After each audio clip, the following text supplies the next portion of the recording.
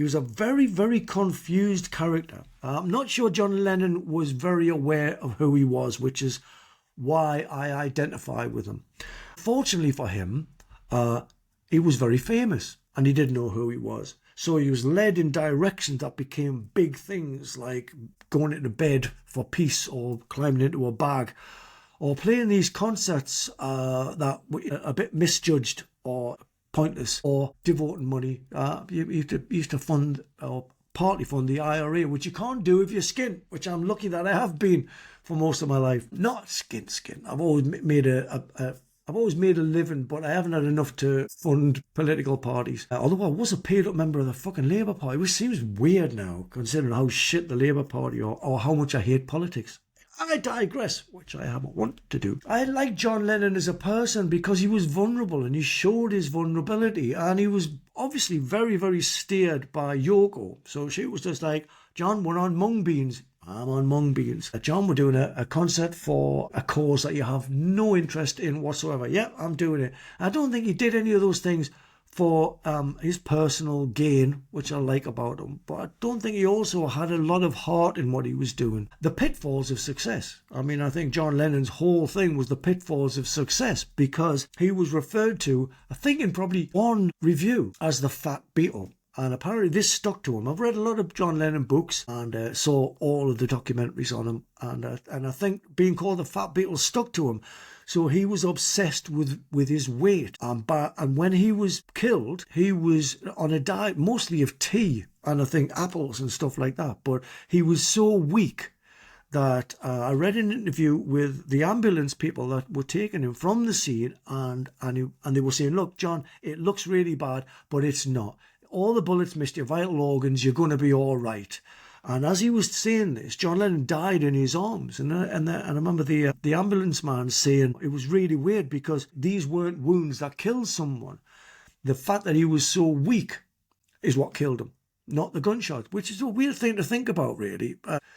I don't want to go down that fucking path because there's nothing good there. But the fact that he was obsessed with this review and he had enough money. It's a bit like now when you see these people, Ozempic I think is a new one. And there's another one I was looking at the other day where people are obsessed with the physical. But instead of just working to lose weight, I mean, I've done a lot of work to lose weight. And the upshot is you lose weight and you get really healthy and fit. John Lennon did it in a way that a rich person can afford to do it, which is just to get on these ridiculous microbiotic diets that you find out are actually making you really weak. But yeah, it's having the desired physical effect. I think John Lennon was a victim of his lack of self because of his dad fucking off, which is, again, a very, very similar story to mine when I look at John Lennon's trajectory of being a child and getting into music, but also being really, really famous. I don't think that did him any favours whatsoever. It's funny, though, I've been compared to John Lennon more than anyone, apart from recently where I get compared to Johnny Depp, of all people. The thing about the Johnny Depp comparison is I think he's going kind of getting old and going down, and he was from a very good looking young person to kind of getting to an old face, and I was a very ugly old person getting to take care of myself and look a bit fitter. So we're meeting at this kind of similarity, but he's a better looking person. But the John Lennon comparison, I never saw it until two things happened. I used to get followed around. I've always had a thing about having dark-haired girls, and they tend to be small. So my girlfriends tended to be dark-haired and small, and I used to wear John Lennon glasses and get followed around supermarkets by people. I'd be like, you do know he's dead. I can't be him. That's not Yoko. But the John Lennon comparisons, there's two things that convinced me of it. One was a picture that I saw in a gallery of John Lennon that looked fuck all like John Lennon, but looked exactly like me. And I was broke when I was in this gallery, and it was only 100 quid, I think it was. And I wish I'd bought it because I took a picture of it and it comes up on my digital screen every now and again. And I'm like, oh, fuck, I wish I'd bought that picture. But the best one was, there was a picture in the Shields Gazette of John Lennon from the late 60s. And my mum cut it out and kept it in her handbag because she thought it was me. No, that's your fucking mum. Your mum's supposed to know exactly what you look like and could not confuse you with anyone ever. And she had this picture of John Lennon. She thought it was me. And she was heartbroken that she had been in there for fucking years when I told her that's it's not me. It's fucking Paul McCartney in the background. Never met the cunt. But anyway, yeah, I love John Lennon. I like how flawed he is as a person. I hate when someone dies and their whole legacy is shat upon because someone can pick out a few flaws. You know, the worst case is Winston Churchill. You know, oh, what do you know? He's racist. Yeah, he was also brought up with slaves. And let's not go there unless you want to ask me about Winston Churchill. But John Lennon, he had a lot of flaws like any human. But he was just in everybody's face all the time because he was, at one point, the most famous living human being. I love John Lennon. The next one, by Guy Shanklin. Hello, Guy. The Chelsea Hotel, New York, or the Wolverhampton Britannia Chelsea Hotel, without a doubt. The Britannia was great. Had some fantastic nights. And they were all nights because you never went to bed there. Never, ever fucking went to bed in the Britannia. But the Chelsea Hotel, come on, it's the scene of so much greatness. I've read so much about the Chelsea Hotel, but the Wildhearts only, we set fire to the fucking place. And we were told that there's only two people that set fire to the Chelsea Hotel before us, and that was Sid Vicious and Andy Warhol. You know, us and Andy Warhol was probably not intentional. Newcastle Brown Ale or Stella Artois? Brown Ale, come on. Tour bus in 92 or tour bus in 25? Tour bus in 92. Come on, those were magical things back then. And the naivety of being on tour and it was all fresh. But the fact that there was no one on that bus who wasn't getting fucked up. Everybody, from the management to the labels to the people from magazines that were travelling with us. You know, the only person I ever got in a tour bus that wasn't getting fucked up was Devon Townsend. And I think even he took acid and stuff now and again. But yeah, it was a fucking party all the time. So definitely 92. Reading Festival or Monsters of Rock? Oh, that's I've had great times at both. I couldn't choose Reading Festival. Only because it's been going longer. And you see some of them sets that were from like the end of the 70s. So you had a load of punk bands, but you had loads of 70s rock bands. And there's one that had like, there was something like Cheap Trick and the Runaways and the Buzzcocks and fucking... Such a mixture of stuff I love in the 70s, stuff I love in the late 70s and the early 80s, all just on there, and no one give a shit if it was fucking that style or that style. I loved the eclecticism of the Reading Festival till it turned into a fucking absolute bag of shit. Is it still going now? But for the last few years of Reading Festival, it was just garbage. But I think its golden age lasted longer than Monsters of Rock, so I would say Reading Festival. Bon Scott statue or Lemmy's statue? Lemmy's statue, because it's Lemmy. I love Bon Scott, don't get me wrong, but Lemmy is Lemmy. Lemmy's my spirit animal. Bon Scott's one of my favourite singers, but Lemmy, without whom I'd be a very different person. So yeah, Lemmy statue. Marquee Club or Viper Rooms? Marquee, I mean, without a doubt. I saw every great gig as a youth in the Marquee, and still... very few gigs that I really remember weren't in the Marquee. There were some great ones in the London Town and Country Club, which is now called Kentish Town Forum. But the Marquee was just fucking awesome.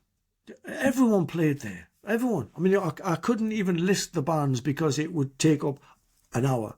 But I first saw Cardiacs there. When Cardiacs would play the Marquee, the show would start from the front door because they'd put all this bunting in and put all these weird posters on the wall. So you'd enter Cardiac Land before you'd ever seen them live. I'd never seen them live. And it was just changed my life. Going to see the Choir Boys there changed my life because I went to see this band. I went to see the support band, that's right. And the Choir Boys were playing. And I remember just going, these are really good.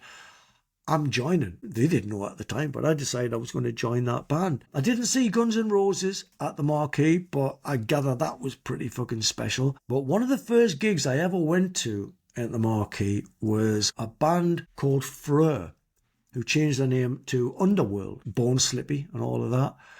I was going there to see the support band, who was a friend of a friend. I'd not long moved to London and I was on someone's floor. So yeah, I was going to a free gig, whatever. And they went on. I went, oh my God, they're really good. No one's going to be better than them. For for as long as I live in London. And then Freur came on, and it fucking destroyed my ideas of how good a band could be live. They were insane. It was incendiary. It was fucking hallelujah. It was still one of the best gigs I've ever seen in my life. And the sound that they got in that little fucking club, and the amount of stuff they had on stage, and they were all darting from one keyboard to another one on that side of the stage, and probably not for any reason, but it looked essential. That must be that sound on that side and that sound on that side. No, it was just a show, but fuck me, what a show. Definitely Marquee. And some of the best gigs I ever played was a Marquee. I played a great one with Choir Boys when I only had one guitar, and it was a pink Strat, and I remember it was getting reviewed for a magazine, and I jumped up in the air and I snapped the fucking strap. And I thought, I've got two options here. I can look like a cunt, or I can try and style it out and get a mention in the review and just smash my guitar up. And I did. I smashed my favourite guitar. It was the only fucking guitar I had. And I did get a mention in the review. So that was good. And also another one where we played supporting Pantera. And we had a guy from, I won't name his name because that would be bitchy, but it was from the American counterpart to Warner's or East West that we'd signed there. And this guy didn't like anything. The only music he liked was fucking prog sung by women. So he came to us and he said, I'm not signing them. They were too powerful. Now, bear in mind, we're supporting Pantera. We were too powerful for him. Fondness of Marquee in my memories there. And this one, which will probably be the last one, I believe, is from John Ford. And John asks, the new album is great. Told you. I can't stop listening to Failure is the Mother of Success on repeat. That's fucking some long time you listen to that song. This fucking thing's too long as it is. It just connects with me and makes me feel hopeful. I can't remember the last time a song did that. I really, really appreciate that, John, because that was what the song was supposed to do. But it was supposed to come at the end of the album, so when it was released and people didn't get it, I was like, well, of course you don't get it. You've just seen the end of the movie before you saw the movie. Anyway, my question is, do you ever sit back and think about the WiLDHEARTS legacy, i.e. where you fit and what you've done for British music, especially during those exciting times of Brit rock in the 90s and bands you clearly inspired? I don't think about that at all. I have no idea of what I represent or what I mean in music. Now, I don't know if that's a common thing or if people know what kind of reputation or what image they have with people. I honestly have no idea. I don't know if I'm popularly known as a cunt or popularly known as smart or whatever, or talented, or can't sing his way over a paper bag. I have no fucking clue what people think of me, and I'm not sure whether I like that or not, but it's just one of those things. I presume now, because I haven't fucked off and I'm very stubborn, I keep doing things that other people aren't doing, which probably makes me stand out as a bit more unique than the average musician who follows a well-worn trajectory. I'll do things like start a fan-funded fan club or do a spoken word tour based on a book that I'm going to write that I haven't written yet. Stuff like that. I tend to do a lot of stuff and I don't think about things. I never think things through because that would probably put me off doing them. I just go, oh, that sounds like a good idea. And before I know it, the fucking ball's rolling and I'm doing it. So I guess now, after all these years, I'm probably known as a bit more of a maverick, a bit more unique, a bit like there's only one of me. And that vibes with what I like. I've just been talking to this company wanting to do a documentary on me, and I'm like, oh yeah, show me some show reels. And they sent me 2 reels, and they were Jazz Coleman and Duncan X, both of whom have been massive influences to me. Jazz Coleman, obviously Killing Joke. Duncan X, who's a tattooist, but a very, very unique character, very unique style, but used to be one half of Sheep on Drugs. And in the 90s, before Prodigy and stuff like that, was Sheep on Drugs, who were taking everything that was subversive in London culture and putting a hardcore dance beat to it. And it was pissed off and angry and funny and everything that I love about culture. And the guy who wants to make the documentary obviously thought, well, they're similar people to me. those two characters are not similar at all. All they've got in common is there's no one else like them. They're absolutely alone in a world of one. And that must be what people think of me. And I like that. I love that, in fact. That, to me, is a legacy to be proud of. And, you know, talking about John Lennon, if I'd had a lot of commercial success, naturally, I think I would have made art and music. I call music art, but I would have made things based partly on commercial concerns. There's a big company paying for it. It's got to do at least some of the numbers that the last one did. Fortunately, now I look back on it now, which is why you never give up. Never ever give up. Because I look back on it now and there's just all these weird fucking albums and decisions to do because they weren't based on pleasing anyone but me. And being lucky enough to have you lot pay for it. And, you know, at times I would have thought I'd love some more money, I'd love some more success. But now I'm thinking, thank fuck I didn't have more money and more success because I would have spoiled it. I would have probably released really over commercial stuff based on the fact that there's a fucking huge advance in it that is going to fuck me up if I don't get it, or the record label aren't going to pick up the option to release, which is going to put a load of people out of pocket, like crew and stuff like that, because I've got these huge arena gigs and stuff. I've never had those problems.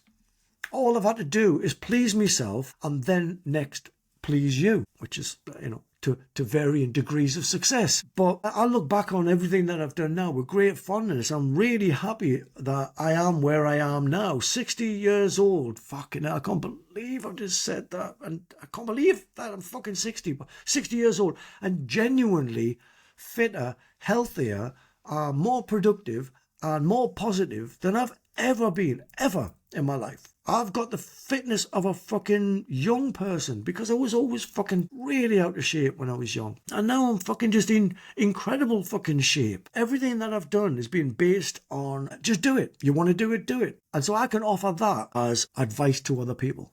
You know, I can't say, stick to what you believe to. And people say, why you fucking wrote songs for that fucking pop star back then? What, you're full of shit. That can't be labelled on me because I always had standards, I always had morals. Do you want to write a shitty love song for this artist? I'm like, no. Yeah, but you're broke. Do you not want some money? Yeah, I'd love some money, but music's sacred. Well, now I find myself at a place where music's beyond sacred. I think music, and again, I'm getting a little bit esoteric and a bit woo-woo here. I think music is an essential commodity from the 3D realm. And I heard someone say the other day, Shakespeare and Van Gogh mean nothing to an alien. And I'm fairly sure they're right. A painting and a book means nothing to an alien. But music, I think music, because it's based on harmony and vibrations, and once you get into quantum theory, everything is based on vibrations. The universe and the multi-universe is based on vibrations. I believe that music goes beyond the 3D experience and transcends to the fourth dimension. And if there's still vibrations going on in the fifth dimension, it transcends there. I'm sure there's things up there that are aware that I exist because of the vibrations and the energy that I'm putting up there. But I do believe that music transcends the limitations of the three-dimensional experience. And I think I've been gifted music. It's something that I worked hard at, but it was a gift. And I've nurtured it into something that I can feel proud of the legacy of. But I've only managed to do that, and I only feel this way because I haven't conceded to anyone or anything that hasn't fit what I want to do with the art at any given time. So yeah, I'm very happy where I am. I'm very happy with how I feel this week, because last week I felt like a fucking bag of shit. This week I feel great. I feel like there's feel back in connected with things. I feel in touch with my alignment, my spiritual connection to the greater thing, whatever it is. I've been having a lot of good messages from whatever it is that comes through you. I don't believe that we're a soul, a person-shaped soul. I think that consciousness comes through everything. It's used by everything. A blade of grass, I think I've mentioned this before, but I think consciousness takes everything. But I don't think it stops here. I think consciousness also experiences itself on the next dimension, which includes aliens. I believe that the AI thing that we talked about, that AI is going to be a heavy part of evolution. Spiritual side It's a heavy part of evolution. You develop your spiritual side because that's linked to consciousness and that's going to inform whatever goes on. Maybe consciousness then gets put into more benevolent aliens, and that's why we're taught to be good. There's probably good and evil up there, so there's probably malevolent aliens up there, and that's why people are cunts, and that's why powerful people act like cunts and fucking drink people's blood, because they're probably encouraged by a malevolent species of alien that you will get a rebirth in us lot and we fucking rule up here. But I don't think they do rule like they do down here. I don't think the benevolent aliens are as downtrodden as the good people on the earth. I've enjoyed this. I enjoy where I am. I enjoyed this. I'm feeling good. Feeling good right now. I hope you are. Thank you for continuing to keep this thing alive. It's working. It's working. So keep it working. God bless you all. Don't like the word God. Consciousness bless you all. God bless you. Fucking said it again. What a cunt. Bye.